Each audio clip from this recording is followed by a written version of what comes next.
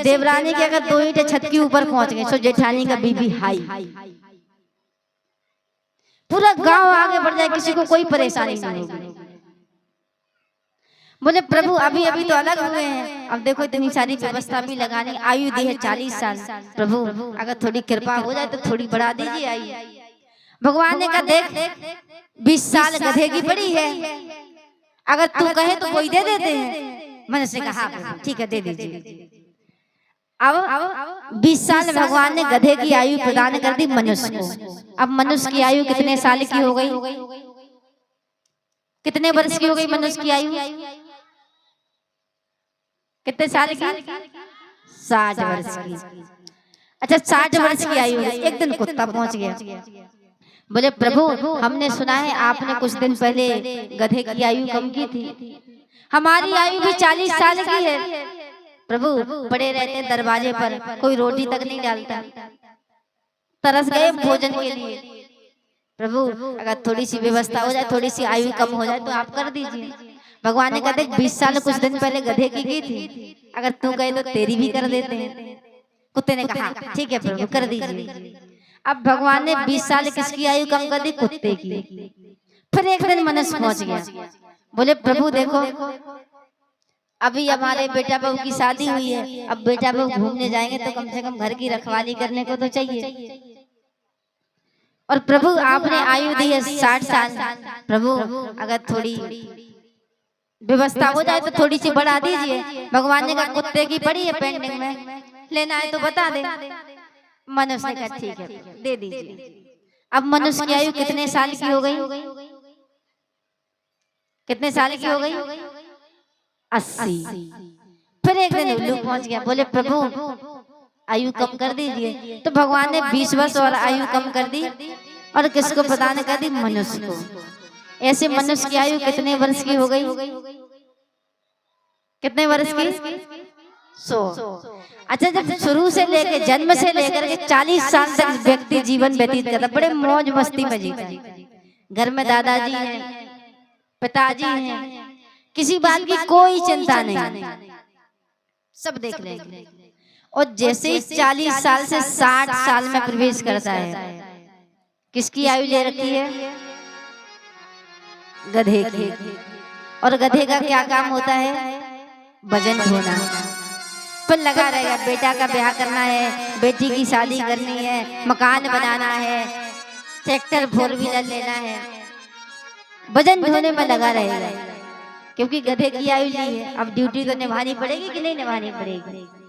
और जैसे ही 60 से 80 वर्ष में प्रवेश करता है, किसकी आयु ले रखी है, कुत्ते की। अच्छा कुत्ते का क्या काम होता है, भौंकना मत कह देना, कुत्ते का काम क्या होता है, रखवाली करना। और जैसे ही व्यक्ति 60 से 80 वर्ष में प्रवेश करता है, अच्छा बेटा बहू जाएंगे बढ़िया शादियों में, पार्टियों में, बड़े बुजुर्ग पड़े रहते दरवाजे में, घर की रखवाली करते हैं, क्योंकि कुत्ते की आयु ले रखी है, निभाना तो पड़ेगी कि नहीं निभाना पड़ेगी, पड़े रहते बेचारे दरवाजे पर।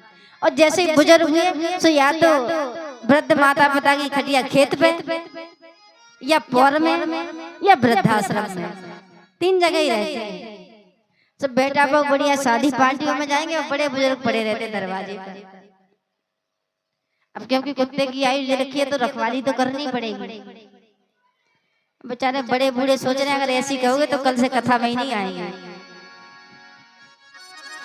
अच्छा ये सब तो नहीं सोच रहे बोले। और 20 वर्ष आयु किसकी ले रखी है, उल्लू की। रात में नींद नहीं आएगी। और सुबह सासू माँ बहू रानी को कहते तुम्हारे जमाने में तो 4 बजे उठ के पूरा काम कर लेते थे, अब तो काम ही नहीं है। फिर बेचारी बहू से झगड़ा करेंगे। बोले अगर मनुष्य की आयु अगर 100 वर्ष की जगह अगर 200 वर्ष का भी जीवन मिल जाए तो भी इसमें कभी फुर्सत मिलने वाली नहीं है कि फ्री हो जाएंगे फिर भजन करेंगे। अच्छा पहले कहते बेटा बेटी की शादी हो जाए फिर हम फुर्सत हो जाएंगे, फिर भगवान का भजन करेंगे। सब बेटा बेटिया का ब्याह हो गया, शादी हो गई, अब फिर कुछ दिन बाद नाती पोता होगा। बोले अब ये बड़े हो जाए, इनकी जिम्मेवारी से मुक्त हो जाए तो फिर भजन करेंगे। और फिर धीरे धीरे पता चला कि समय पूरा व्यतीत हो गया, अब अंतिम समय आया। और जब अंतिम समय में बुढ़ापे में जब हम भजन करते ना तो उसका फल मिलता है मैं सबसे कम। पर भगवान भी कहते अब किसी काम का नहीं निठल्ले हो तो हमारा भजन कर रहे हो, जब करना चाहिए जब करना नहीं हो। जब जवानी में करना था सो किया नहीं है, अब बुढ़ापे में किसी काम के नहीं हो तो लगे हो घंटी। जय हो प्रभु। तो भगवान भी कहते हैं हम भी देखते हैं तो भजन करना कोई बुढ़ापे का काम नहीं, जवानी का काम है। इसी उम्र में भगवान का भजन करना है, क्योंकि बुढ़ापे में कहते हैं हम देखो भागवत सुनने जाना तो चाहते हैं लेकिन पैरों में दर्द है, जा ही नहीं पाते, घुटने दुखते हैं। अब बोले भागवत सुनने जाना तो चाहते हैं लेकिन आंखों से दिखाई नहीं देता रात में, कैसे पहुंचेंगे? तो कहते हैं कि नहीं कहते? अच्छा, किसी किसी को कानों से कम सुनाई पड़ने लगता है। और जवानी में हर चीज परफेक्ट रहती, बढ़िया आंख नाक कान सब, जिसमें हम बड़ी स्वतंत्रता पूर्वक बड़ी आसानी पूर्वक भगवान का भजन कर सकते हैं। और वास्तविकता में यही सबसे अच्छी उम्र है भगवान का भजन करने की।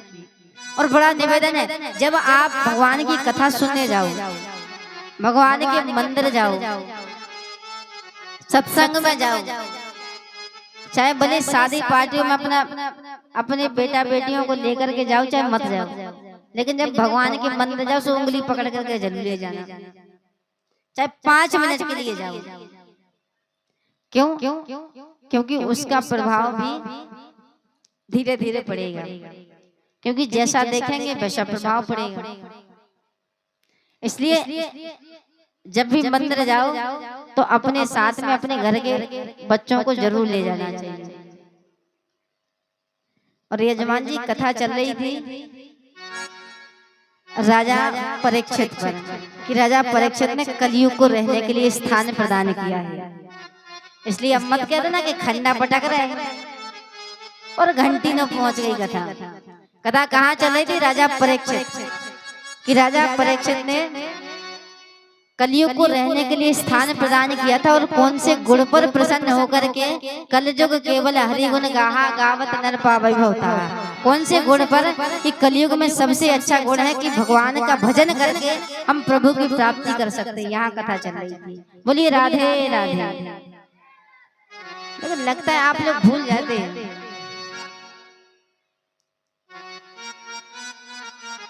राधे राधे कहना भूल जाते हैं। देखो बोले अगर मोबाइल को हम चार्जिंग पर नहीं लगाएंगे मोबाइल स्विच ऑफ हो जाता कि नहीं होता? ऐसे ही हमारा जीवन है, अगर इसमें भगवान का नाम नहीं लिया 3 घंटे भी अगर बैठे रहे तो फिर हम भी कहाँ यहाँ वहाँ बुद्धि भटकने लगती है, नींद आएगी। और अगर राधे राधे बोलते रहोगे तो ना तो नींद आएगी और ना मन भटकेगा। फायदा है कि नहीं है? और राधे राधे बोलने के कौन से पैसे लग रहे हैं? जो पूरी जमीन की रजिस्ट्री का अंगूठा लगवाया जा रहा है। बोले अगर राधे राधे बोलोगे तो यही लगाना पड़ेगा, इसमें थोड़ी हमारा कुछ जा रहा है। इसलिए बढ़िया जोर से बोलिए राधे राधे। देखो अभी भी आवाज नहीं आई है, और ऐसे बुलाओगे तो कल से तो बेचारे महाराज जी दिलवारा से भी नहीं आएंगे। भगवान तो फिर बहुत दूर की बात है। ऐसे भगवान को बुलाओगे इतने धीरे धीरे। बोलिए राधे राधे। अच्छा भाई बंधुओं की आवाज नहीं आ रही है, माता बहनों की तो फिर भी ठीक ठाक है।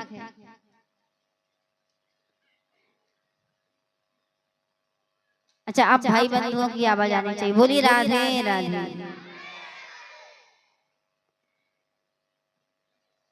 बोले राजा परीक्षित ने कलयुग के गुण पर प्रसन्न होकर के 4 स्थान रहने के लिए दिए थे। कौन कौन से?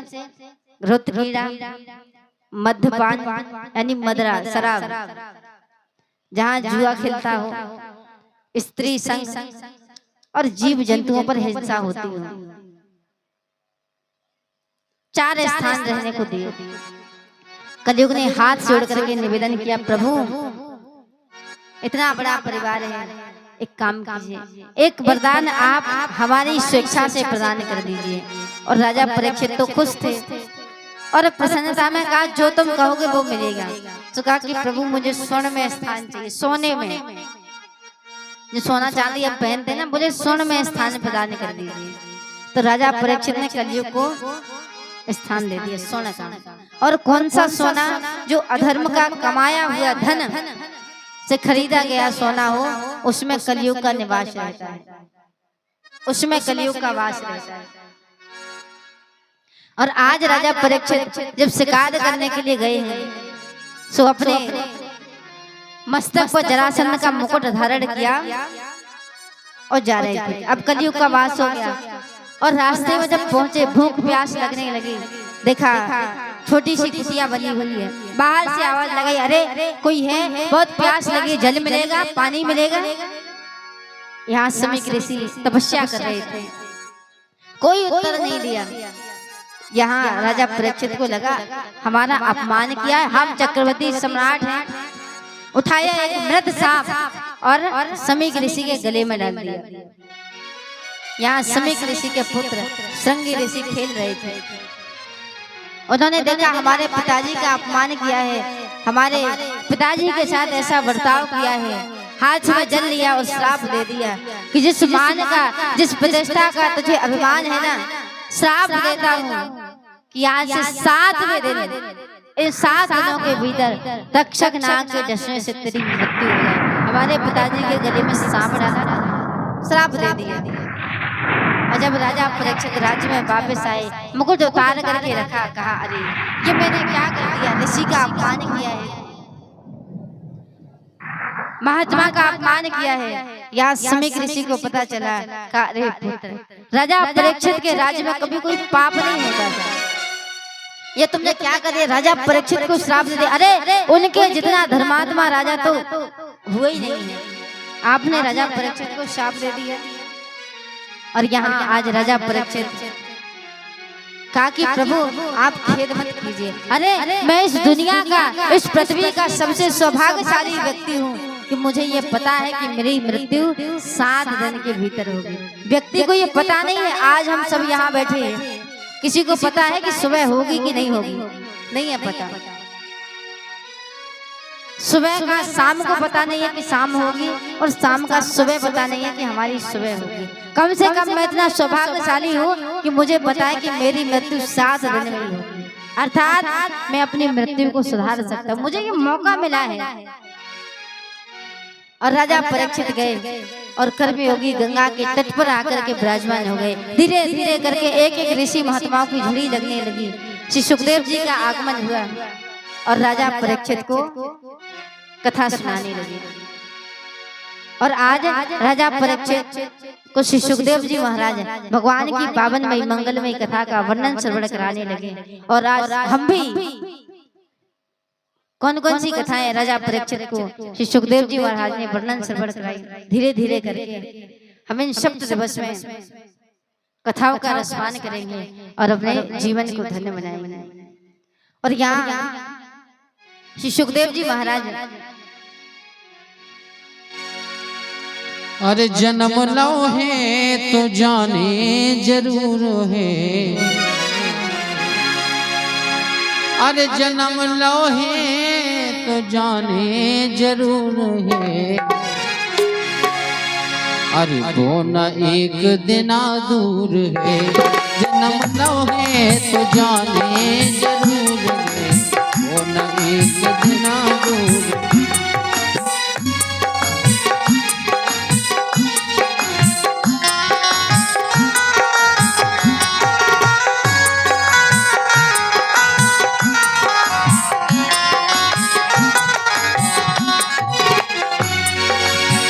जन्म लो है तो जाने जरूर है। अगर ये जीवन मिला है तो एक न एक दिन सबको छोड़ के चला जाना है। क्यों? अरे जन्म लो है तो जाने जरूर है, जन्म लो है तो जाने जरूर है, वो न एक दिन जन्म लो है तो जाने जरूर है, वो न एक दिन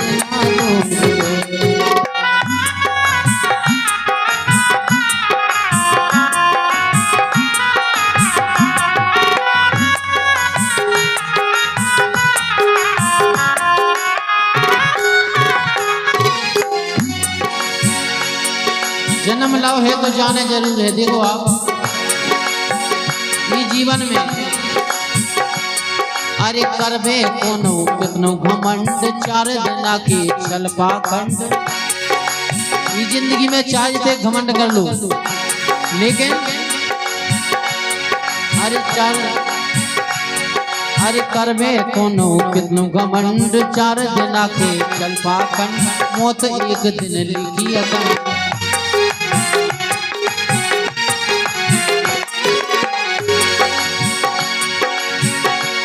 अरे करबे कोनो कितनो घमंड, चार जना के चल पाखंड। मौत एक दिन लिखी अकंड।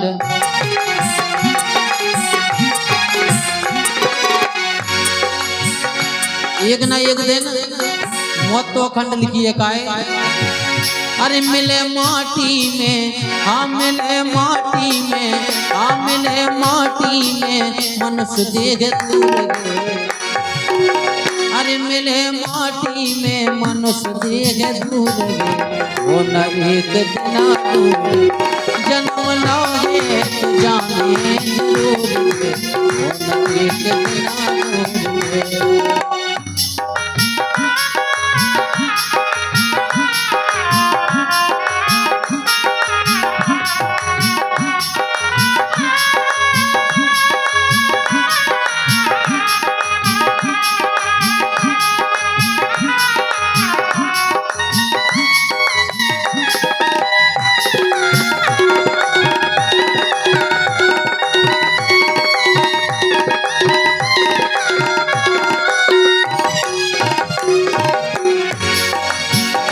लेकिन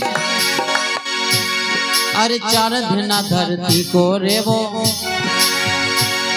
अरे चार दिना धरती को रेवो। फिर मालिक नो होने के हंस के रो सबसे जीवगे।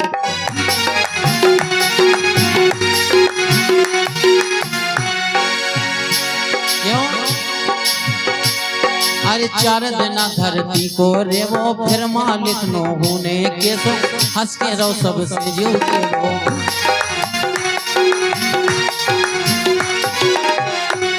अगर ये जीवन दिया है तो बड़े हंस के ये जीवन को व्यतीत करना है।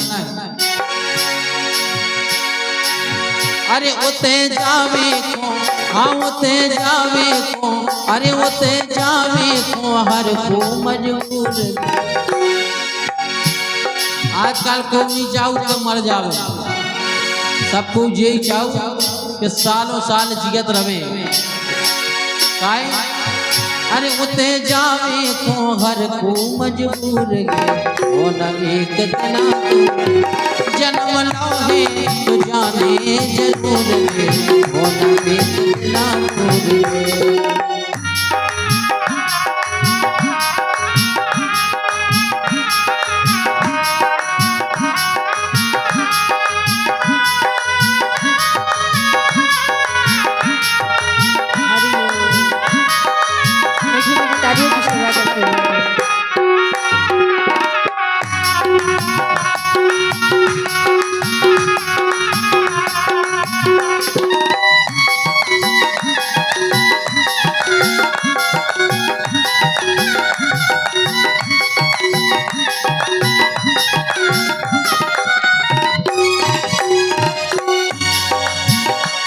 अरे को न सोचो जीलो हंस के,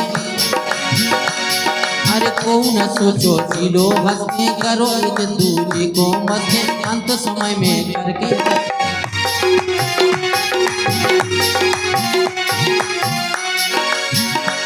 अरे को न सोचो जीलो हंस के। करो एक दूजे को मस के अंत समय में करके।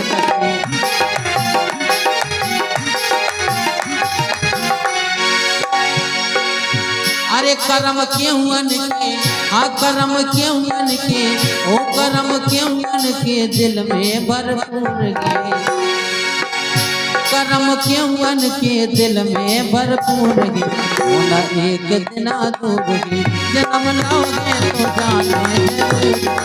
न एक दिन दूंगी जन्म लाओगे तो जाने जरूर। न एक दिन दूंगी जन्म लाओगे तो जाने जरूर। एक दिन दूंगी। बोली वृंदावन बिहारी लाल की जय। राधा माधव सरकार की जय हो। श्री और राजा परीक्षित आज कर्मयोगी गंगा के तट पर विराजमान हुए हैं और यार सुखदेव जी राजा परीक्षित को कथा रस पान करा रहे हैं। आज राजा परीक्षित ने प्रश्न किया कि प्रभु आप बताइए कि इस पृथ्वी पर सृष्टि का निर्माण किस प्रकार हुआ और कैसे सृष्टि का विस्तार हुआ, आप कृपा करके आप हमें बताइए। तो श्री सुखदेव जी ने कहा कि राजन, और जब भी भगवान ने अवतार लिया है, चाहे राम अवतार हो, चाहे कृष्ण अवतार हो, चाहे वामन अवतार हो, जब भी भगवान ने अवतार लिया तब तक पृथ्वी पर महाप्रलय हुआ है। बोले कि जब पृथ्वी का महाप्रलय हुआ उस समय भगवान श्री नारायण की नाभि से कमल पुष्प निकला, कमल पुष्प से पितामह ब्रह्मा जी का प्राकट हुआ, ब्रह्मा जी के पुत्र हुए मारीच, मारीच के पुत्र हुए महाराज कश्यप, कश्यप और मैया अदिति के पुत्र हुए भगवान सूर्य, जहाँ से सूर्यवंश का प्रारंभ हुआ। 4 ऋषियों को बनाया, सनक सुनंदन सनातन सनत कुमार का आप सृष्टि का निर्माण कीजिए।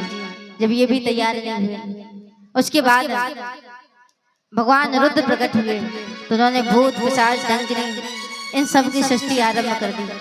ब्रह्मा जी ने कहा कि भैया ये सृष्टि नहीं चाहिए, और फिर भगवान खुद 2 रूपों में बटे, मनु और शत्रुपा। जो पुरुष रूप है वो महाराज मनु है और जो स्त्री का स्वरूप है वो महाराज शत्रुपा। मनु शत्रुपा, मनोस्तु शत्रुपायाम तिष्ठ आकुति देवभूति प्रसूति इति विश्वता। महाराज मनु और शत्रुपा की 3 कन्या हुई, आकुति देवभूति प्रसूति। आकुति का विवाह रुचि प्रजापति के साथ हुआ, देवभूति का विवाह कर्दम मुनि के साथ हुआ और प्रसूति का विवाह हुआ है दक्ष प्रजापति के साथ हुआ। और दक्ष प्रजापति और प्रसूति की 16 कन्याएं हुई हैं, जिनमें से सबसे छोटी कन्या थी मैया सती। मैया सती का विवाह हुआ बाबा भोलेनाथ जी के साथ हुआ। और ये वास्तविकता है, जब मैया सती का बाबा भोलेनाथ के साथ विवाह हुआ तो मैया सती ने बाबा भोलेनाथ से निवेदन किया, प्रभु आप भगवान की कथा रसपान कराइए, आप प्रभु की कथा हमें सुनाइए। और ये वास्तविकता है, जब अगर घर में नई नवेली बहू आए, अच्छा वैसे तो आजकल बहू आती तो ये नहीं पूछती कि घर में मंदिर है, घर में पूजा होती है, ये नहीं पूछेंगे। सबसे पहले आके पूछेंगे एक बात बताओ, हार अपना ही है कि कोने और को लेकर चढ़ा दो, जब मकान अपना ही कि किराए का है, ये नहीं पूछेंगे घर में रामायण है, पूजा होती है। सबसे पहले धन संपत्ति के बारे में पूछेंगे, हार अपने ही, पूरी रकम अपनी है कि दूसरे की है, मकान अपना ही है कि पड़ोसी का है, किराए का है, ये पहले पूछेंगे। मैया सती से जब ब्याह हो गया तो मैया सती ने प्रश्न किया, प्रभु कथा श्रवण कराइए भगवान की। और ये वास्तविकता है, विवाह के बाद भी भजन किसको मिलता है, जो जिसने विवाह से पहले भजन किया हो। और देखो अब कहा कि मैया सती को कौन मिले हैं, बाबा भोलेनाथ जी।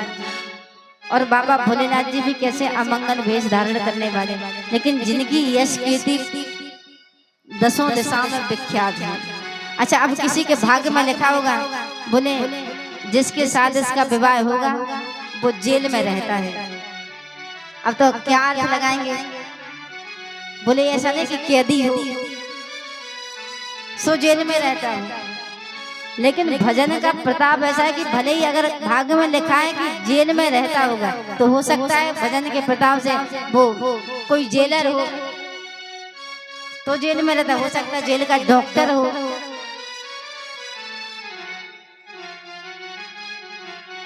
नहीं तो अगर भजन नहीं किया, फिर अगर इच्छा होगी कि फिल्म वाला मिलेगा और मिलेगा चिलम वाला, ध्यान रखना। इसलिए विवाह से पहले जरूर भजन करना चाहिए, नहीं तो इच्छा होगी कि बढ़िया फिल्म वाला मिल जाए, सब पर ध्यान रखना कि मिलेगा कौन। मैया पार्वती मैया सती जी ब्याह हो गया ही कहा बाबा भोलेनाथ जी से प्रभु कथा श्रवण करने चलते हैं। और आज बाबा भोलेनाथ जी मैया सती जी कहाँ पहुंची कथा श्रवण करने के लिए अगस्त मुनि के आश्रम में। और दर्शन करिए त्रेता युग का समय है और आज मैया सती जी बाबा भोलेनाथ जी कहाँ पहुंचे कथा सुनने के लिए। ओ एक बार त्रेता जुग माही शंभु गए कुंभज ऋषि पाही संग सती जग जननी भवानी पूजन ऋषि अखिलेश्वर जानी राम कथा मुनि बज बखानी सुनी महेश परम सुख माही। श्री राम जय राम राम श्री राम जय राम जय राम। एक बार त्रेता युग माही शंभु गए कुंभज ऋषि पाई संग सती जग जननी भवानी पूजा ऋषि अखिलेश्वर जानी। आज बाबा भोलेनाथ जी का मैया सती जी का स्वागत सत्कार किया।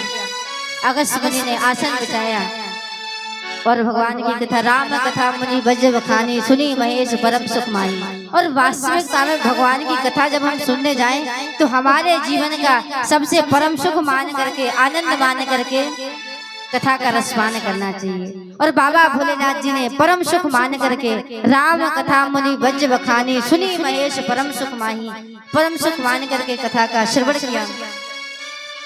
और ऐसा नहीं है जब हम कथा सुनने पहुंचे बाबा भोलेनाथ जी तो कुछ कथाएं बाबा भोलेनाथ जी अगस्त मुनि को सुना रहे हैं और कुछ कथाएं अगस्त मुनि बाबा भोलेनाथ जी को भगवान की कथा का अधिकारी मान करके बोले। जब हम भगवान की कथा में आते हैं और वास्तविकता में भगवान की कथा में बैठने का अधिकारी कौन है बोले राम कथा के तेह अधिकारी और जिनके सत्संगत अति प्यारी। भगवान की कथा में बैठने का अधिकारी कौन है जिनकी संगति अच्छी है संतों का संग करते हैं वो भगवान की कथा में बैठने का अधिकारी है। अधिकारी जान करके कथा रसपान कराई और ऐसे कहते हुए सुनते हुए बाबा भोलेनाथ को मैया सती जी को बहुत समय बीत गया। अंत में निवेदन किया ओ कहत सुनत रघुपति गुण गाथा कछु दिन रहे गिरनाथा मुनि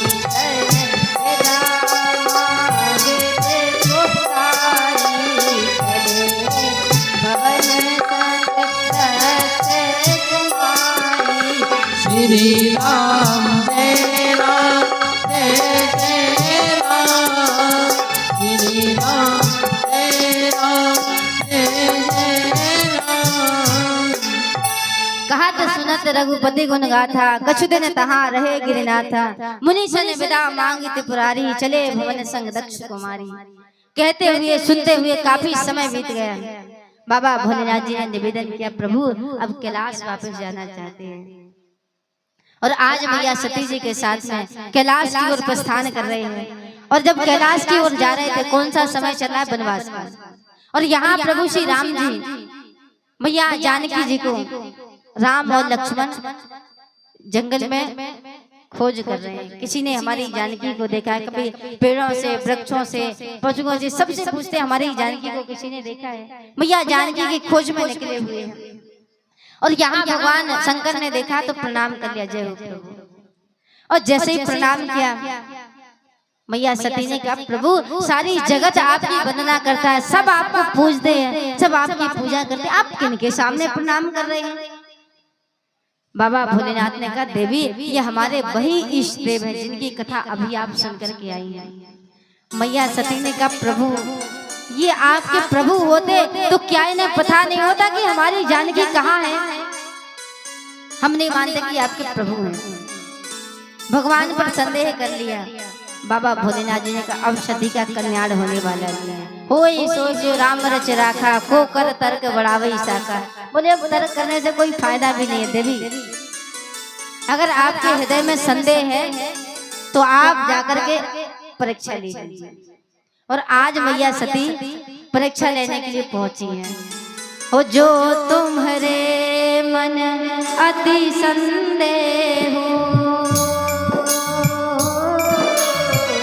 तो तुम जाओ परीक्षा लेहु। राम सिया राम जय जय राम। राम सिया राम जय जय राम। जो तुम्हारे मन अति संदेह हो तो तुम जाओ परीक्षा ले। देवी आप जाकर के परीक्षा ले लीजिए। और जब मैया सती जी पहुंची तो मालूम है किसका रूप बनाया?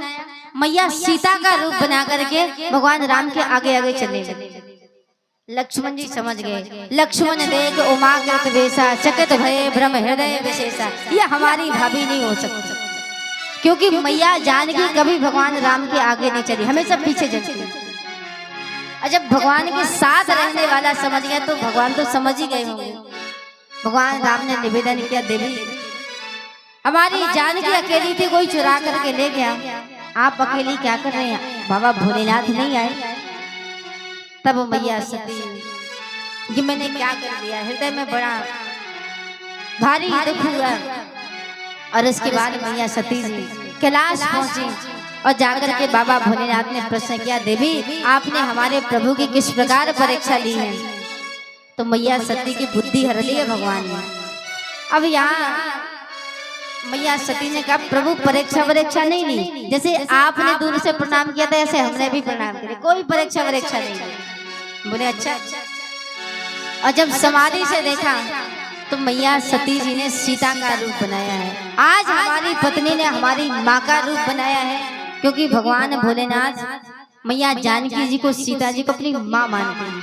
हमारी पत्नी ने हमारी माँ का रूप बनाया है, अर्थात अब इस देह से शरीर से हमारी और सती की कभी भेंट नहीं हो सकती, त्याग कर दिया।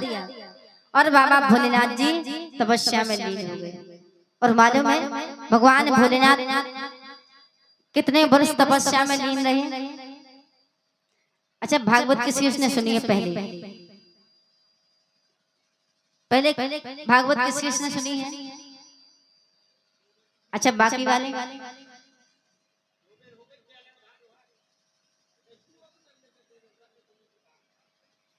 सबने सुनी है? अच्छा, फिर बताएंगे बाबा भोलेनाथ जी कितने हजार वर्ष तक तपस्या में लीन रहे?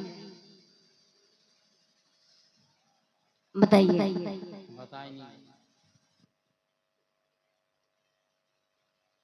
कितने हजार वर्ष तक? अच्छा, ऐसा तो नहीं कथा में बता ही नहीं गया हो, या फिर आप लोगों को ध्यान नहीं है?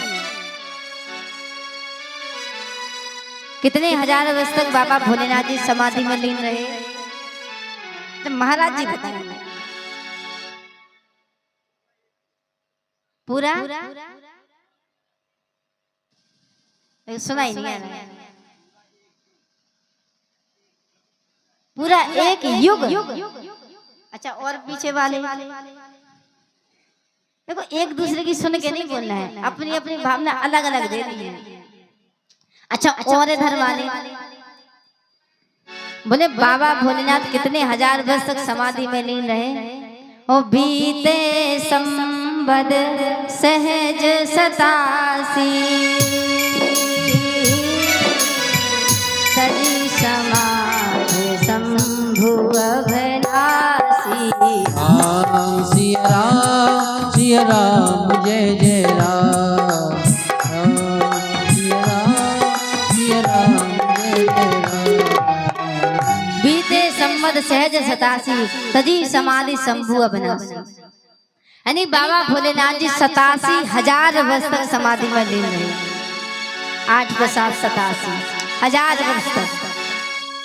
और जब 87,000 वर्ष बाद बाबा भोलेनाथ जी समाधि से जागे तो जो स्थान बाजू में था वो उठाया और सामने रख दिया। मैया सती ने फिर निवेदन किया, प्रभु भगवान की कथा रसपान करा दे। और जब बाबा भोलेनाथ फिर कथा सुनाने लगे तो मैया सती की दृष्टि पहुंची ऊपर आकाश में। और आकाश में क्या देखा? इतने सारे विमान एक साथ जा रहे हैं हरिद्वार की ओर। अच्छा, हरिद्वार की ओर जा रहे बाबा भोलेनाथ कथा सुना रहे हैं और मैया सती की दृष्टि ऊपर की ओर दृष्टि पहुंच रही है। बोले प्रभु अभी तो कुंभ का मेला भी नहीं है, सब कहाँ जा रहे हैं? भगवान भोलेनाथ ने कहा देवी आपके पिताजी ने यज्ञ का आयोजन किया है और ये सारे देवता वहीं जा रहे हैं। बोले फिर तो प्रभु अपन भी चलते हैं, और ये वास्तविकता है। बाबा भोलेनाथ ने कहा कि लेकिन देवी हमें बुलाया नहीं गया है। मैया सती ने कहा प्रभु ऐसा तो हो नहीं सकता, हम हमारे पिताजी की सबसे लाडली कन्या निमंत्रण जरूर भेजा होगा। हो सकता है व्हाट्सएप पे मैसेज किया हो, नेटवर्क प्रॉब्लम की वजह से पहुंच नहीं पाया होगा। अच्छा, इंस्टा पे किया होगा, फेसबुक पर, लेकिन मैसेज जरूर भेजा होगा। बोले अरे कम से कम चिट्ठी भेजी होगी, नहीं आ पाई। अरे पिताजी क्या, और आप ही तो कहते हैं। बोले जीवन में 4 जगह पर बिना बुलाए पहुंच जाना चाहिए। कौन कौन सी? एक पिताजी के यहाँ, दूसरा मित्र के यहाँ, गुरुदेव के यहाँ, और जहाँ पर भगवान की कथा हो, प्रभु का सत्संग हो, भगवान का गुणगान हो, प्रभु के मंदिर में, इन 4 जगह पर बिना बुलाए पहुंच जाना चाहिए। कौन सी स्थिति में जाना चाहिए? जब हमें अपमान की भावना से ना बुलाया गया, यानी पूरे गांव में निमंत्रण मिल जाए, पूरे गांव में कलश यात्रा का बुलावा लगा, आपके घर नहीं पहुंचा हो। बोले पिताजी के यहाँ बढ़िया विवाह हो, पूरे रिश्तेदारों में निमंत्रण गया हो, आपके यहाँ नहीं आया हो, तो फिर वहां नहीं जाना चाहिए। और वैसे इन 4 जगहों पर बुलावे का इंतजार नहीं करना चाहिए, बगैर बुलाए पहुंच जाना चाहिए।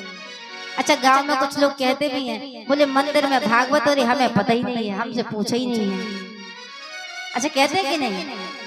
और हमें नहीं लगता कि अब तक गांव में किसी को ये पता ना हो कि मंदिर में भागवत हो रही है, क्योंकि आवाज तो सब जगह जाती होगी। अच्छा, फिर भी कहते हमसे पूछा ही नहीं, हमें पता ही नहीं है।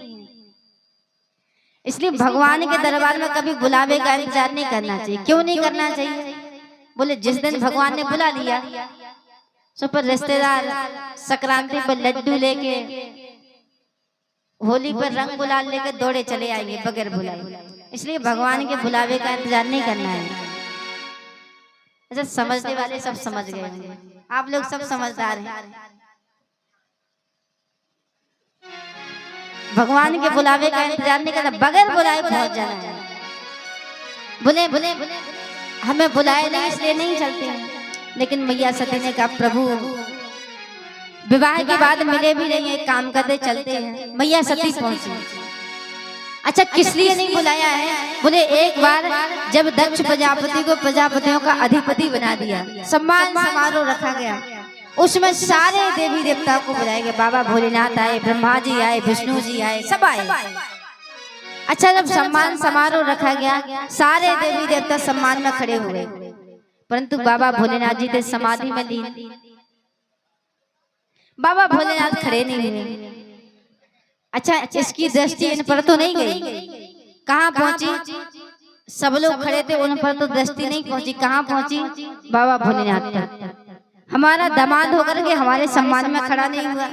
अब शब्द कहना प्रारंभ कर दिया, अब शब्द कहना चालू कर दिया। अब बाबा भोलेनाथ जी ने सोचा हम तो आए थे सम्मान समारोह में, या तो गालियां मिल रही हैं, तो वहां से बगैर कुछ कहे बाबा भोलेनाथ जी जाने लगे। लेकिन यहाँ पर इसके हृदय में गांठ बन गई, इसका बदला बाबा भोलेनाथ से अवश्य लूंगा। और ये वास्तविकता है। अगर संबंधों में जरा सी खटपट हो जाए तो फिर दूसरों से सुलह करके 2-4 साल बाद सुलह तो हो जाएगी, लेकिन जब जब भी सामने दिखेगा ना तुरंत याद आएगी उस दिन इसने ऐसा भूला था। अब यहाँ दक्ष प्रजापति खूब अपशब्द कहे जा रहे हैं, खूब श्राप दिए जा रहे हैं, और बाबा भोलेनाथ जी चुपचाप खड़े हैं। अच्छा, जब हमें ज्यादा गुस्सा आ रहा हो, ज्यादा क्रोध आ रहा हो, अब हम खूब बड़बड़ाए जा रहे हैं, खूब सुनाए जा रहे हैं, सामने वाला व्यक्ति खड़ा खड़ा मुस्कुराए, कितना गुस्सा आता है। अब यहाँ दक्ष प्रजापति गुस्से से लाल पीला हो रहा है और बाबा भोलेनाथ जी कुछ नहीं कहे, तुरंत निकल गए वहां से। अरे इसके हृदय में एक बात बैठी हुई, इसका बदला इससे अवश्य लूंगा। रहे मन धागा प्रेम का, मत तोड़ो चटकाए, टूटे से फिर ना जुड़े हो, जुड़े गांठ पड़ जाए। अगर धागा एक बार टूट जाए, गांठ लगा करके जोड़ तो लोगे, लेकिन साफ नजर आएंगे यहाँ से टूटा हुआ है। ऐसे ही होता है संबंध। और आज जब यज्ञ का आयोजन किया, सबको बुलाया, परंतु मैया सती और बाबा भोलेनाथ को नहीं बुलाया। बाबा भोलेनाथ ने कहा, देवी जहाँ हमारे जाने पर प्रसन्नता ना हो वहां नहीं जाना चाहिए, चाहे वो यहाँ सोना बरस रहा हो। आव नहीं, आदर नहीं, नैनन नहीं सने, और तुलसी तहाँ ना जाइए जहाँ कंचन बरसे नहीं। भले अगर वहां सोना भी बरसता रहे तो भी नहीं जाना चाहिए। लेकिन मैया सती पहुंची, और जब वहां जाकर के देखा, सादर भले मिली एक माता, भागनी मिली बहुत मुस्कुराता, बहनें बहुत मुस्कुराती हुई मिली। अच्छा किया बहन जो तुम आ गई। यज्ञ की परिक्रमा करने पहुंची, और जैसे ही यज्ञ की परिक्रमा करने जब मैया सती पहुंची, देखा यज्ञ में सारे देवी देवताओं का स्थान है, परंतु बाबा भोलेनाथ का कोई स्थान नहीं। तो मैया सती बड़ी क्रोधित हुई, और मैया सती ने वायु का आवाहन कर लिया, अग्नि प्रज्वलित कर दी, अपने ऊपर पीला वस्त्र ओढ़ लिया, और मैया सती क्रोध में आकर के बोली कि जिसने भी हमारे पति की निंदा सुनी है, कहते हैं अगर प्रभु की गुरुदेव की जहाँ निंदा हो रही हो, अगर सामर्थ्य नहीं है तो वहां से उठ करके भाग जाओ। और अगर सुनियो से गौ हत्या का पाप लगता है। और यहाँ मैया सती जी ने खूब अपशब्द कहे, खूब क्रोध आया, और आज मैया सती ने यज्ञ के मध्य अपना देह त्याग दिया है। और आज दर्शन करिए बाबा भोलेनाथ जी, मैया सती ने अपना देह त्याग दिया, प्रभु देख रहे हैं। और वहां त्रेता युग में मैया जानकी जी धरती में सवारी, प्रभु श्री राम देख रहे हैं। ये विधि का विधान है। आज मैया सती ने अपना देह त्याग दिया है। अरे कोनो बचो नैया विधि के विधान से, अरे चाहिए चलियो कितनो श्याम से। कोनो बचो नैया विधि के विधान से, चाहिए चलियो कितनो श्याम से।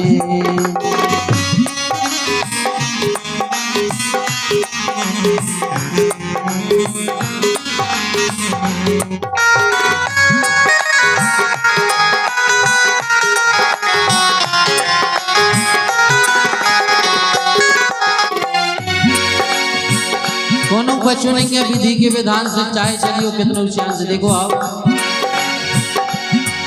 अरे सती दक्ष के यज्ञ समानी, माता सती जी हवन कुंड में समाने, भगवान भोलेनाथ खड़े। अरे सती दक्ष के यज्ञ समानी, खूब है रानी सी भवानी, राजा नल की गई रजधानी।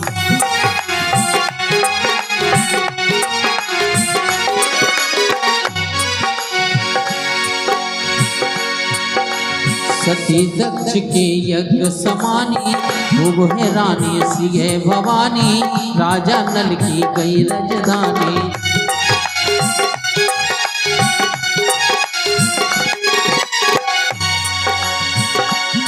लो तो बहिर्ज्ञान बदलो भगवान से, लो तो बहिर्ज्ञान बदलो भगवान से, चाहिए चलियो कितनो श्याम से। कोनो बचो नैया विधि के विधान से, चाहिए चलियो कितनो श्याम से।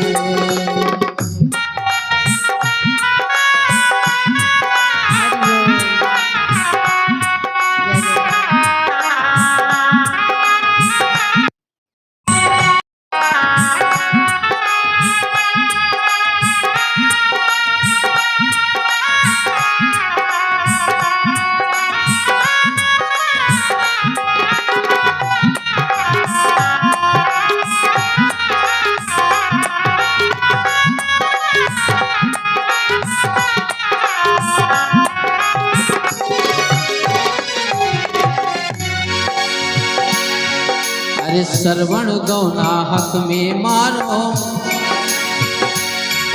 अरे श्रवण गौला हक में मारो, लपको से रामा दलगारो, जिन्ने कर्ण वीर संगारो।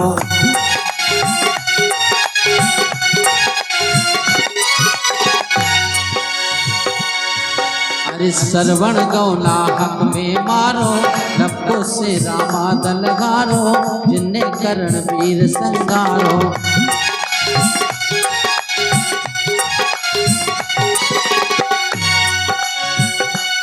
शुभील हारे ना ओई धनुष बाण से, भील हारे ना ओई धनुष बाण से, चाहिए चलियो कितना श्याम से, कोनो बचो नैया विधि के विधान से, चाहिए चलियो कितना श्याम से।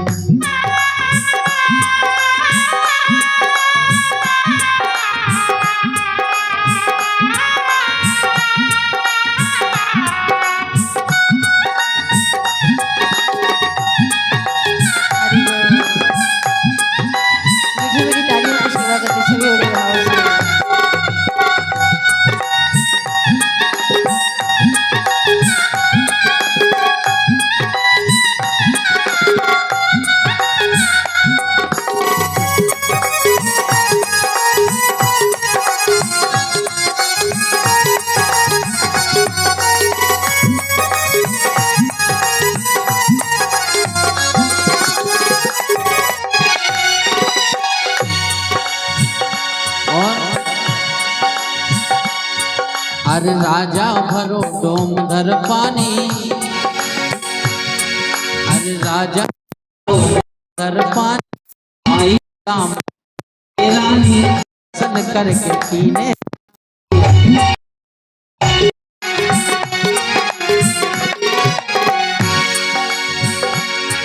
अरे राजा भरो डोम धर पानी, आई सुदामा घरे गिरानी, जानी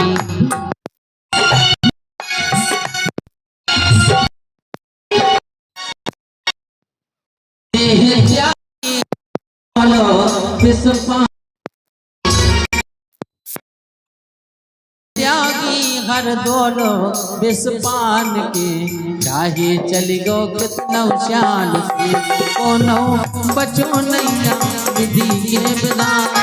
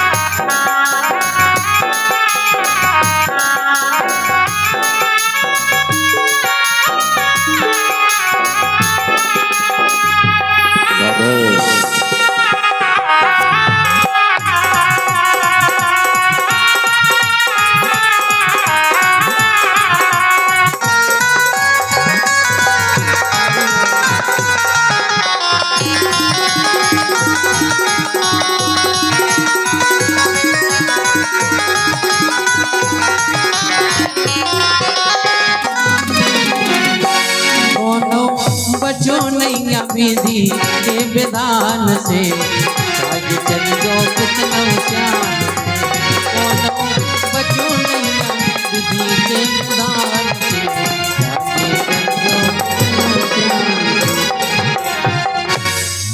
बोली वृंदावन में हरिलाल की जय, राधा माधव सरकार की जय हो। और इसके बाद मैया सती जी ने पार्वती रूप लिया। राजा परीक्षित ने श्री सुखदेव जी से प्रश्न किया कि प्रभु आप बताइए कि किस प्रकार देवता और दैत्यों के मध्य समुद्र मंथन हुआ और क्या आवश्यकता पड़ी कि समुद्र मंथन करना पड़ा। एक बार श्री देवर्षि देवराज इंद्र और दुर्वासा ऋषि किसी रास्ते से जा रहे थे और उसी रास्ते से आगमन हुआ देवराज इंद्र का। दुर्वासा ऋषि ने एक माला ली और देवराज इंद्र के गले में पहना दी। इंद्र ने वो माला प्रेम पूर्वक पहन तो ली, लेकिन जैसे ही दुर्वासा ऋषि आगे बढ़े वो माला उतारी और गले में पहना दी। और जब गले में माला पहनाई उसके बाद उसी रास्ते से दुर्वासा ऋषि का फिर आगमन हुआ और दुर्वासा ऋषि ने वो माला पहचान ली और श्राप दे दिया कि जिस मान का, जिस प्रतिष्ठा का तुझे अभिमान है ना, श्राप देता हूँ कि तुझसे तेरे 3 लोक 14 भुवन छीन लिए जाए। तब सारे देवता मिलकर के, यहाँ दैत्यों के गुरु हैं श्री शुक्राचार्य जी, इसी ताक में रहते हैं कब देवताओं को श्राप मिले और कब स्वर्ग पर आक्रमण किया जाए। तो स्वर्ग पर आक्रमण कर दिया, 3 लोक 14 भुवन छीन लिए। उसके बाद सारे देवता मिलकर के भगवान श्री नारायण की शरण में गए और जाकर के कहा कि प्रभु आप बताइए कि हमें हमारा स्वर्ग वापस कैसे मिलेगा। तब भगवान नारायण ने कहा कि एक काम करो, समुद्र मंथन करो। और राक्षस जानते हैं कि ना तो समुद्र मंथन दैत्य अकेले कर सकते हैं, ना देवता अकेले कर सकते हैं, दोनों को संधि करनी होगी तभी समुद्र मंथन किया जा सकता है। और उसके बाद देवता और दैत्यों के मध्य समुद्र मंथन हुआ। वासुकी नाग का रस्सा बनाया गया, मदरांचल पर्वत को बीच में रखा और जैसे ही मंथन आरंभ हुआ तो मदरांचल पर्वत डूबने लगता है। तो भगवान ने कच्छप अवतार लेकर के मदरांचल पर्वत को अपनी पीठ में धारण किया और उसके बाद पुनः मंथन आरंभ हुआ और समुद्र मंथन में सबसे पहले हलाहल विष निकला और उस विष से आधे से ज्यादा राक्षस मारे गए। सारे देवता दैत्य मिलकर के भगवान भोलेनाथ की शरण में गए। देव देव महादेव भूतात्मन भूत भावन त्राही ना शरण पात्रम त्रिलोक दहनाथ विषाद। हे प्रभु आप इसका पान कीजिए। और बाबा भोलेनाथ जी ने राम नाम का आश्रय लेकर के उस विष का पान किया। जैसे ही रा कहा तो मुख खुल गया और जैसे ही माँ कहा तो बाबा भोलेनाथ का मुख बंद हो गया। मुख में भगवान ने विष धारण कर लिया। बोले अगर हृदय में ले जाएंगे तो हृदय में राम जी विराजमान है, कहीं उन्हें कष्ट ना हो, और अगर बाहर निकाला तो दुनिया का सर्वनाश हो जाएगा। इसलिए बाबा भोलेनाथ जी ने उस हलाहल कौतूहल विष्णु को अपने कंठ में रख लिया। और बाबा भोलेनाथ जी का एक और नाम पड़ा था, कौन सा? नीलकंठ। बोलिए नीलकंठेश्वर नाथ की, शंकर भगवान की। भगवान शंकर का नाम पड़ा था नीलकंठ, क्योंकि विष को धारण करने से बाबा भोलेनाथ का कंठ नीला पड़ गया था। उसके बाद पुनः मंथन आरंभ हुआ। समुद्र मंथन में 14 रथ निकले, ऊंचाई सर्वा घोड़ा, ऐरावत हाथी, कामधेनु गैया, मदरा निकली। और उसी समुद्र मंथन में कौस्तुभ मणि निकली जो भगवान विष्णु को समर्पित कर दी गई। और उसी समुद्र मंथन में अमृत निकला। देवता ने मेहनत की और दैत्य छीन करके भाग गए। और यहाँ पर भगवान ने मोहिनी अवतार लिया और मोहिनी अवतार लेकर के बाबा भोलेनाथ जी की सहायता से भगवान नारायण ने देवताओं को अमृत पिलाया। और उसके बाद देवता और दैत्यों के मध्य देवासुर संग्राम हुआ। और देवासुर संग्राम जब हुआ तो भगवान ने, राक्षसों ने देवताओं से उनके 3 लोक 14 भुवन वापस छीन लिए थे।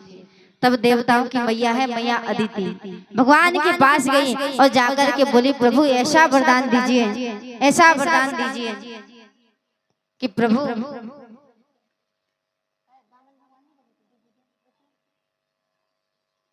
बोले प्रभु ऐसा वरदान दीजिए कि हमारे घर ऐसे पुत्र का जन्म हो, ऐसी संतान का जन्म हो जो देवताओं को उनके 3 लोक 14 भुवन वापस दिला सके।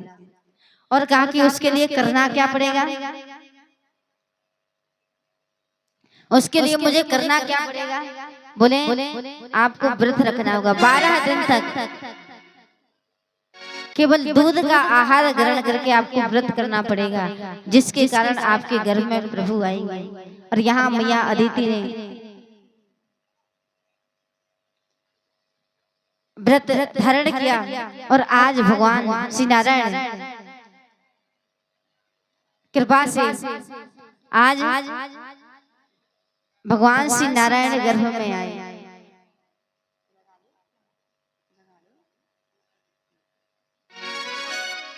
और आज भगवान श्री नारायण प्रभु कृपा से गर्भ में आए और उसके बाद आज प्रभु देवताओं को उनके 3 लोक 14 भुवन वापस दिलाने जा रहे हैं। आज प्रभु वामन अवतार लेने जा रहे हैं और कल हम सभी भगवान के कृष्ण अवतार की कथा श्रवण करेंगे। कल कृष्ण जन्मोत्सव है तो सबको बढ़िया पीले पीले वस्त्र पहन करके आने हैं, क्योंकि भगवान को पीताम्बर बड़ा प्रिय है। अच्छी पीली पीली साड़ियां पहन करके आनी है। अच्छा देखो, अगर पीली नहीं हो तो घर में झगड़ा भी नहीं करना है, नहीं तो पता चले घर में जाकर के कहो कि पीली साड़ी लाओगे तभी कथा में जाएंगे, नहीं तो यहाँ महाभारत सुन के जाओ और घर में महाभारत चालू कर दो।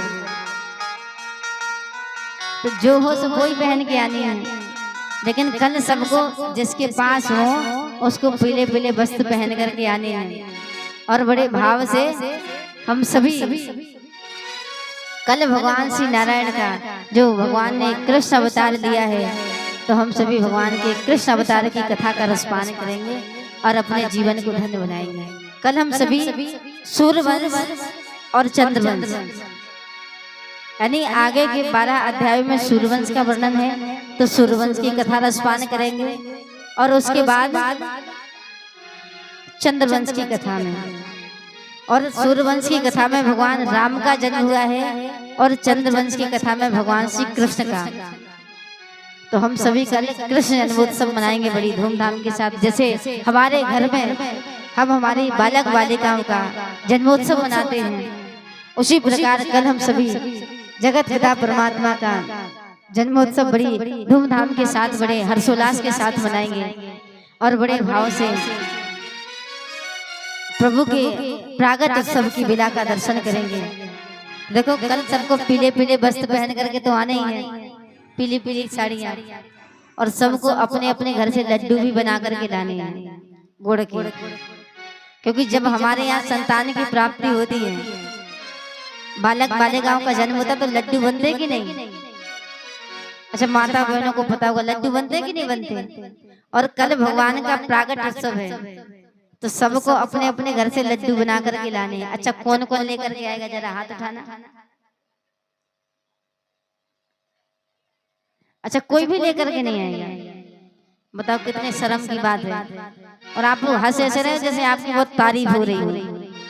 कल भगवान का जन्म है और सबको अपने अपने घर से लड्डू बना करके लाने, जितने आप पे बने, चाहे 2 चाहे 4 चाहे 5 चाहे 10, जितने आपसे बने, सबको अपने अपने घर से लड्डू बना करके लाने हैं।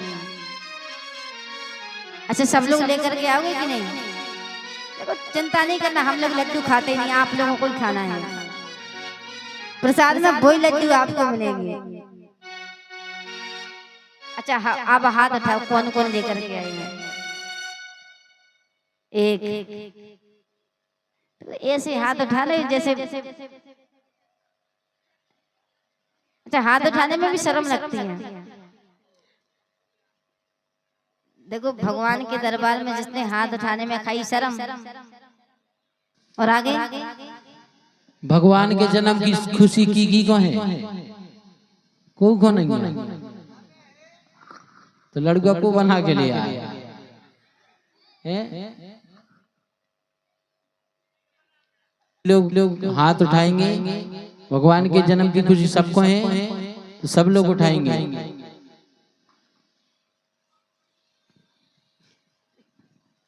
हमें तो ऐसा लग रहा है कि काऊ के नहीं है खुशी। देखो अच्छा एक बात बताओ, भगवान के जन्म की खुशी किस किस को, जरा हाथ उठाना। अच्छा देखो भाई बंधुओं के हाथ नहीं उठ रहे, लगता है आप लोग कंस के परिवार से हो, तो सोच रहे होंगे कल भगवान का जन्म होगा और फिर देखो कंस को तो मरना ही है, तो लगता है कंस के मरने का दुख मना रहे हैं। अच्छा इसलिए हाथ नहीं उठ रहे। सबको भगवान के जन्म की खुशी है कि नहीं है? तो कल सबको बढ़िया पीले पीले वस्त्र पहन करके आने हैं और अपने अपने घर से लड्डू भी बना करके लाने हैं। तो कल हम सभी भगवान का जन्मोत्सव बड़ी धूमधाम के साथ बड़े हर्षोल्लास के साथ मनाएंगे। और सभी अपने जीवन को धन्य एवं कृतार्थ बनाएंगे और सबको अपने अपने घर से कुछ ना कुछ भेंट लेकर के आने हैं। क्यों? क्योंकि जब भगवान श्री कृष्ण ने मैया देवकी के यहाँ अवतार लिया था और भगवान का लालन पालन किसके यहाँ हुआ था? मैया यशोदा के यहाँ। किसके कारण? क्योंकि मैया यशोदा ने, इनका नाम था पूर्व जन्म धरा। ये कथा आपको कल रसपान कराएंगे। और भगवान को भोजन कराने के लिए मैया धरा ने अपने दोनों स्तन काट करके दे दिए थे और जिसके कारण भगवान ने मैया यशोदा के यहाँ भगवान 11 साल 56 दिन रहे थे। भगवान का लालन पालन मैया यशोदा के यहाँ हुआ था। तो सबको कुछ ना कुछ भेंट अपने घर से लेकर के आनी है, चाहे आप थोड़े थोड़े से तंदुल चावल लेकर के आए, चाहे अन्नदान लेकर के आए। क्यों?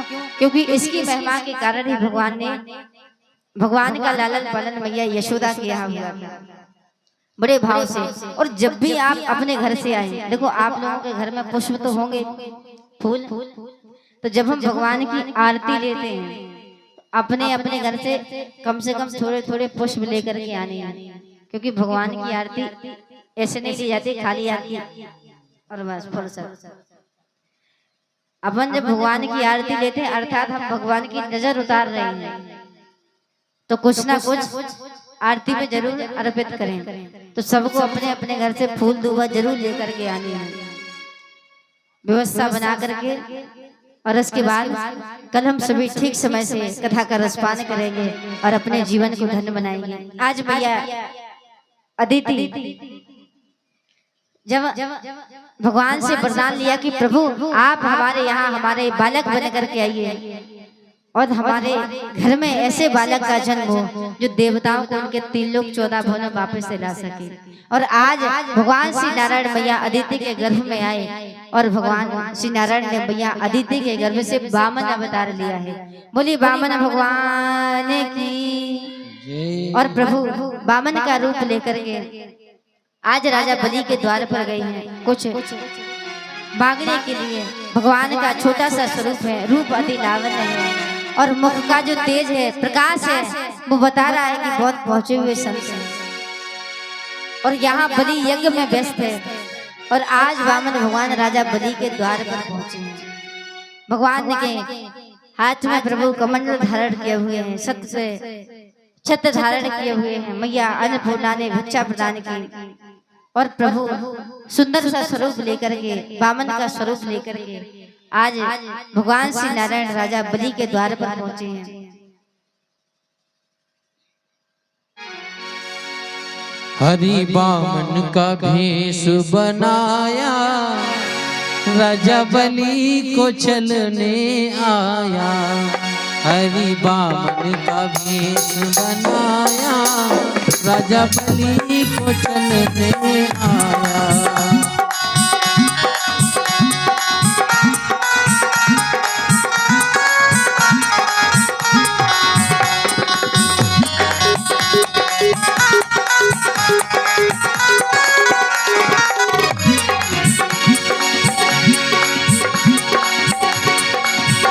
झोली कंधे धरी गले माला पड़ी, झोली कंधे धरी गले माला पड़ी। वो तो मंद मुस्काया, राजा बलि को चलने आया। हरि वामन का भेष बनाया, राजा बलि को चलने आया।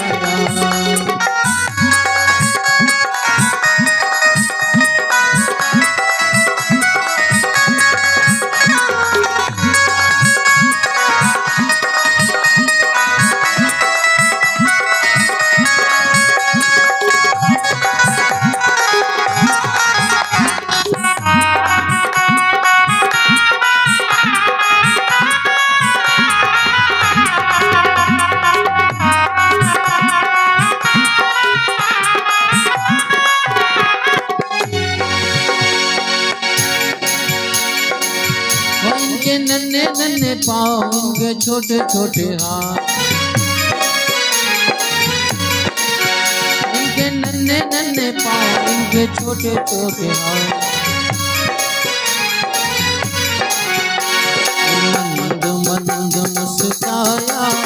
राजा बलि को चलने आया, हरि बावन का वेश बनाया, राजा बलि को चलने आया, ओ राजा बलि को चलने आया, ओ राजा बलि को चलने। बोलिए वृंदावन में हरिलाल की। आइए, और आज वामन भगवान राजा बलि के द्वार पर पहुंचे कुछ भेंट मांगने के लिए। और हम सभी कल सर्वस्व भगवान श्री राधा गोविंद के प्रागट उत्सव की, जन्मोत्सव की पावनमयी बेला में प्रवेश करेंगे। आज राजा बलि वामन भगवान राजा बलि के द्वार पर पहुंचे। और जैसे ही यहाँ राजा बलि यज्ञ में व्यस्त था और वामन भगवान राजा बलि के द्वार पर जब पहुंचे, बलि यज्ञ रोक करके वामन भगवान के आतिथ्य के लिए आया। और वास्तविकता है, जब भी हमारे द्वार पर कोई ब्राह्मण आए, कोई संत महात्मा आए, तो चाहे कोई भी कार्य कर रहे हो, सबसे पहले जाकर के उसका आतिथ्य करना चाहिए, स्वागत करना चाहिए। आज बलि भी आतिथ्य के लिए पहुंचे और यहाँ वामन भगवान ने राजा बलि से 3 पग भूमि भेंट में मांगी। और जैसे ही 3 पग भूमि का संकल्प पूर्ण किया तो वामन भगवान वामन से विराट बन गए। इतना बड़ा रूप बनाया कि एक पग में संपूर्ण पृथ्वी, दूसरे पग में संपूर्ण आकाश और तीसरे पग में स्वयं राजा बलि के तन को भगवान ने नाप लिया था। और उसके बाद वामन भगवान ने राजा बलि से कहा कि बलि कुछ मांग ले। वामन भगवान से राजा बलि ने कहा, प्रभु हमारा सब कुछ छीन करके कह रहे हो कि हम कुछ मांग ले, प्रभु कुछ नहीं चाहिए। तब वामन भगवान ने राजा बलि को सूतल लोक का राजा बना दिया था। और अंत में राजा बलि ने कहा कि प्रभु ये जो सूतल लोक आपने हमें दिया है, हम चाहते हैं कि आप हमारे सूतल लोक के वामन दरवाजों के पहरेदार बन जाइए। प्रभु राजा बलि के सूतल लोक के वामन दरवाजों के पहरेदार बने। उसके बाद मैया लक्ष्मी जी आई और राखी बांध करके उपहार में लेकर के गई। और इसके बाद हम सभी कल भगवान श्री कृष्ण के जन्मोत्सव की बेला में प्रवेश करेंगे। आइए भगवान की मंगलमयी आरती की ओर चलते हैं। उसके पश्चात हम सभी राम नाम की माला का जाप करेंगे। सभी अपने अपने स्थान पर खड़े हो जाएं। भगवान की दिव्य मंगलमयी आरती, उसके बाद राम नाम की माला और प्रसाद लेके अपने अपने घर गए। तो ये बड़े भाव से भगवान की पावनमयी आरती का दर्शन करेंगे। और इसी के साथ भगवान की कथा को प्रभु के चरणों में समर्पित करते हुए अपनी वाणी को विराम देते हुए कथा विसर्जन होते हैं। श्री शंभुनाथ हनुमान राम लखन सीता सदा करो कल्याण। बोलिए वृंदावन बिहारी लाल की, राधा माधव सरकार की, अनंत बलवंशी हनुमान जी महाराज की जय। जय श्री राधे। आइए सभी भगवान की पावनमयी आरती का दर्शन करेंगे। उसके बाद राम नाम की माला का जाप करेंगे। और कल सभी को ठीक समय से आना है। और कल हम सभी भगवान के कृष्ण जन्मोत्सव की बेला का दर्शन करेंगे।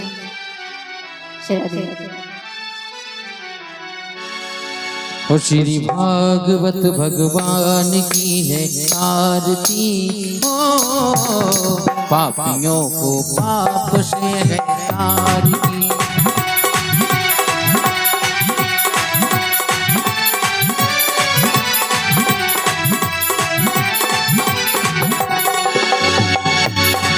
श्री भागवत भगवान की ये आरती, पापियों को पाप से तारती। श्री भागवत भगवान की ये आरती, पापियों को पाप से तारती।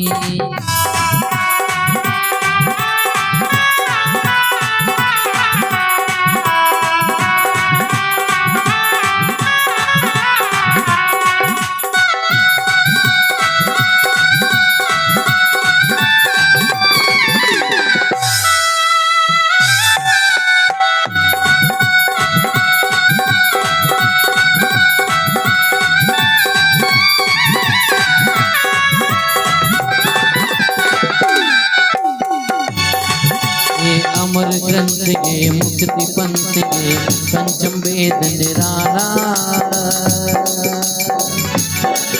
नव ज्योत जगाने वाला, नव ज्योत जगाने वाला। हरि नाम जगी हरि नाम जगी, हरि नाम जगी हरि हरि नाम जगी, जग के मंगल की आरती। पापियों को पाप से है तारी, तेरी भागवत भगवान की है आरती। पापियों को पाप से है तारी।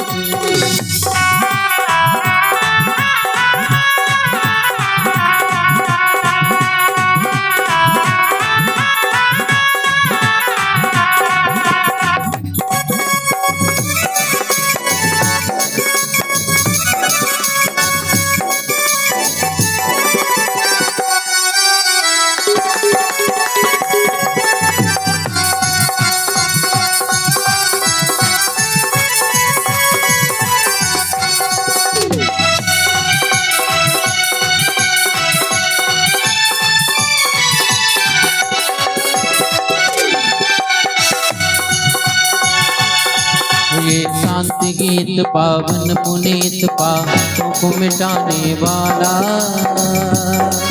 हरि दर्श कराने वाला, हरि दर्श कराने वाला, हरि दर्श कराने वाला।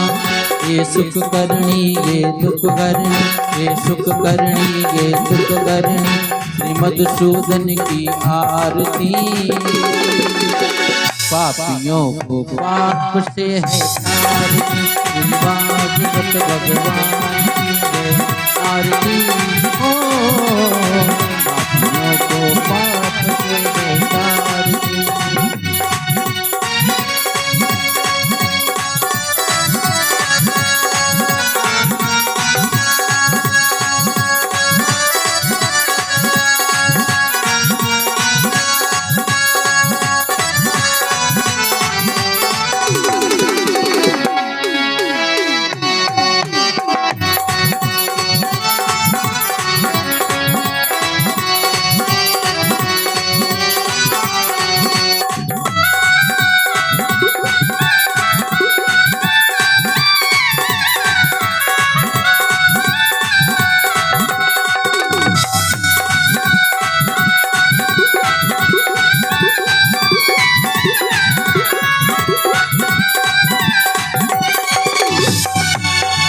ये मधुर बोल जगपंथ कोल सत मार्ग दिखाने वाला है,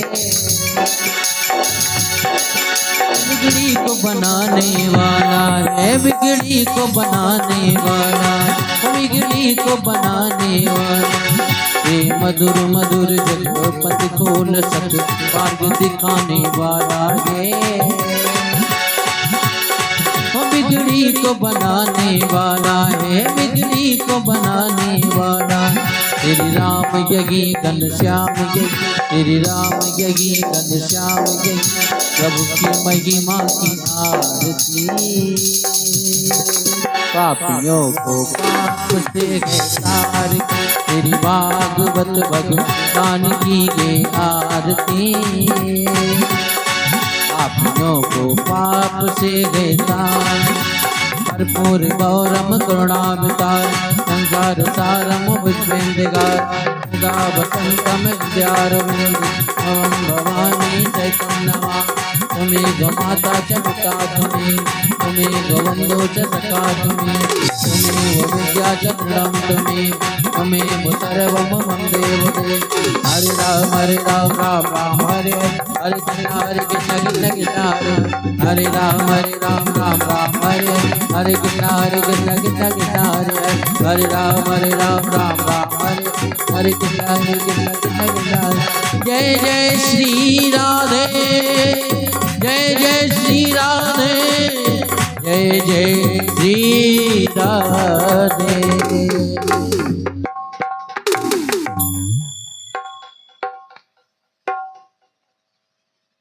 श्री राम।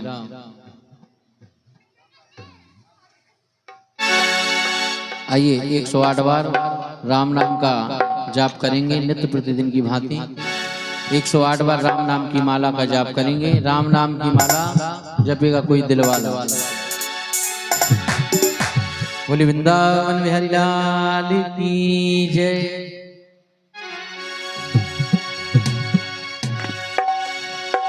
बोले बंसी वाले की जय।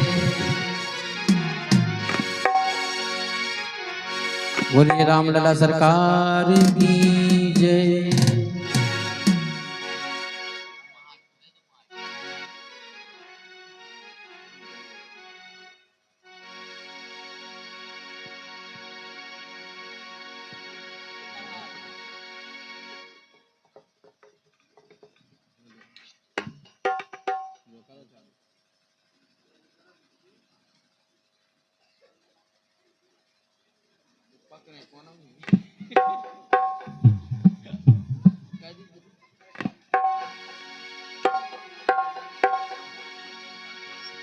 Shri Ram Ram hello hello hello. बोले हनुमान हरि की जय। अरे राम नाम राम राम दो, राम राम दे, राम राम चार, राम राम पाँच, राम राम छः, राम राम सात, राम राम आठ, राम राम नौ, राम राम 10, राम राम 11, राम राम 12, राम राम 13, राम राम 14, राम राम 15, राम राम 16, राम राम 17, राम राम 18, राम राम 19, राम राम 20, राम राम 21, राम राम 22, राम राम 23, राम राम 24, राम राम 25, राम राम 26, राम राम 27, राम राम 28, राम राम 29, राम राम 30, राम राम 31, राम राम 32, राम राम 33, राम राम 34, राम राम 35, राम राम 36, राम राम 37, राम राम 38, राम राम 39, राम राम 40, राम राम 41, राम राम 42, राम राम 43, राम राम 44, राम राम 45, राम राम 46, राम राम 47, राम राम 48, राम राम 49, राम राम 50, राम राम 51, राम राम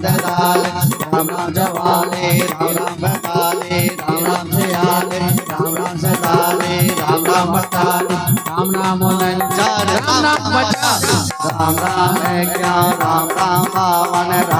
58, राम राम 59, राम राम 60, राम राम 61, राम राम 62, राम राम 63, राम राम 64, राम राम 65, राम राम 64, राम राम 65, राम राम 66, राम राम 67, राम राम 68, राम राम 69, राम राम 70, राम राम 71, राम राम 72, राम राम 73, राम राम 74, राम राम 75,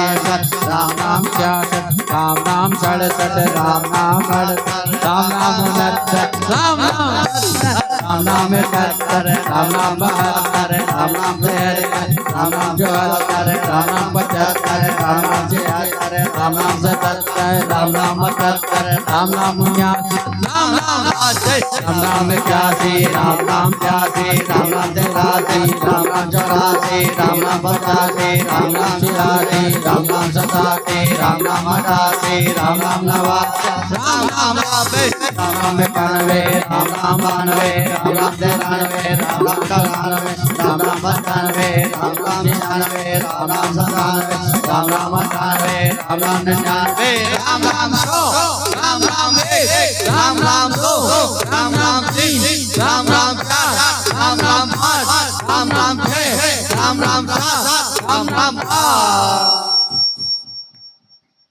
बोले वृंदावन बिहारी लाल की जय। बोले लड्डू गोपाल जय।